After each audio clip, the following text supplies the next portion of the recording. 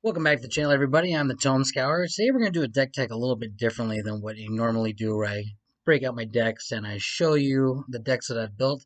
This one's a little different because I've not built this one yet, but this is for a new commander that's going to be coming out in Adventures of the Forgotten Realms, the Volo Guide of Monsters. All right, really sweet card here. As soon as I saw this, I thought to myself, you know what? This is like the Simic good stuff commander I've always been dreaming of. It says, whenever you cast a creature spell that doesn't share a creature type with a creature you control or a creature card in your graveyard, copy that spell. Alright? So the idea of this deck basically is to get a whole lot of Simic good stuff going on of non-legendary creatures so that when we have our commander out, every time we cast these creatures, no matter what, we are going to get copies of them. Now we could do something like Wall of Mirror, what is it? Wall of Mirrors, I think it is, or Mirror Gallery. I don't know, the one that makes so that you don't have the legendary rule in effect. Just trying to have to dig through your library to get to that. Like, you're not going to get to it every single game, so I figure it's a lot easier just to have non-legendary creatures. So let's take a look at the deck. First of all, we have 28 creatures. We got Birds of Paradise for some mana fixing. Also, a little bit of ramp. Kiora's followers, same thing. Some ramp, untap another target permanent. So if we got a soul ring out, we tap it. We can tap Kiora's follower, untap it, get some extra mana.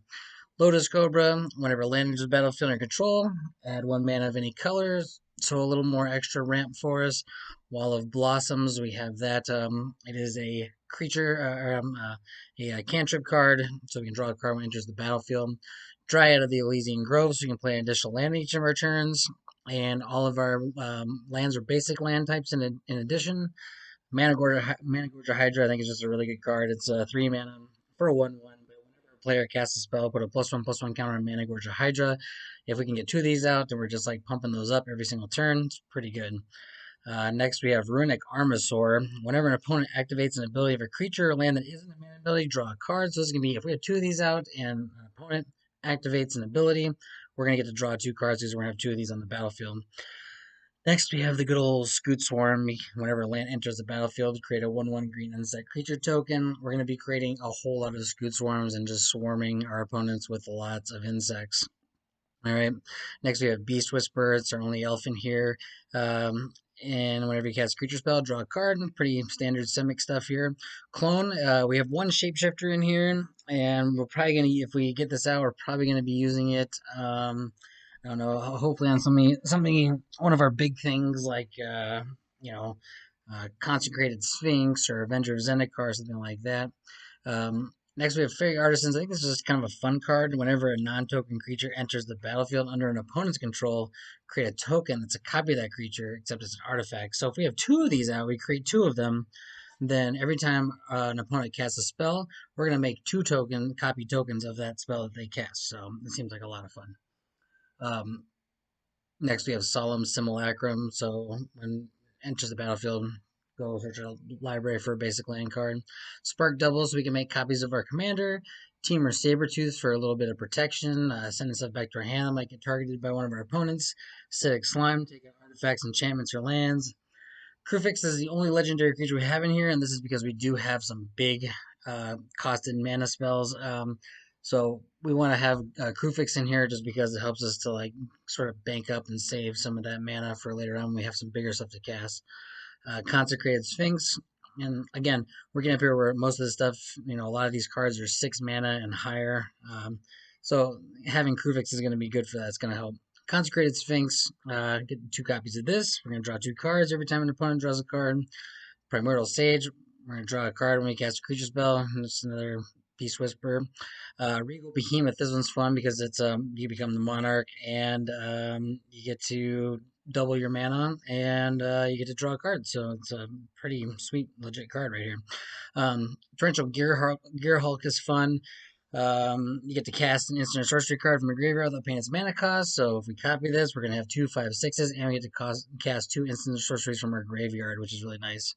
Avenger of Zendikar doesn't really need to be say anything about that. We all know what it does. Diluvian Primordial, casting instant sorceries from our opponent's graveyards, which seems like a lot of fun. And then we have Foe Razor Regent. This is kind of a nice little removal creature spell because if we make 2 of them, then they get to fight 2 other creatures and hopefully take something out that's like smaller of theirs. Crater Hoof is sort of like our game ender. If we have a bunch of creatures on the battlefield, we drop this down. I'm going to make 2 of them. and we're going to swing out and kill everybody. End race Forerunner, same idea. We drop 2 of these. They're all going to get +4/+4, and all of our creatures are going to get Trample and Vigilance until end of turn. Pretty great. Stonehoof Chieftain. Trample Indestructible. When our creatures attack, they are also have Trample and Indestructible. Can't say enough about that. Terastodon.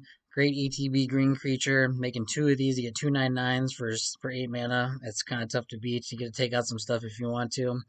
And then finally, our last creature, Artisan of Kozolek. It's our biggest one here at 9 mana. But for 9 mana, if you get 2 10/9s, and you get to return 1 creature from the graveyard to the battlefield, and it has a Annihilator too, that's pretty legit in this deck, I think. All right.